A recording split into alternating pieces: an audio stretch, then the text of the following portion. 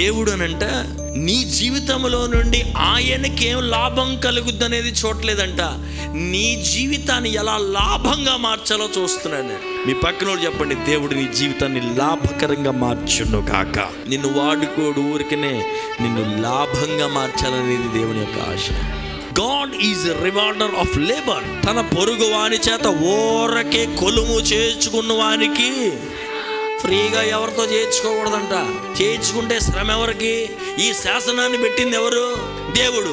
ఏమండి, దేవుడే ఇటు శాసనం పెట్టినోడు ఆయన ఫ్రీగా చేయించుకుంటాడా? మరి ఇంత పెద్ద శాసనం రాసిన దేవుడు అంటున్నాడు, అలా ఓరకనే పని చేయించుకొని జీతం ఇవ్వం వానికి శ్రమ.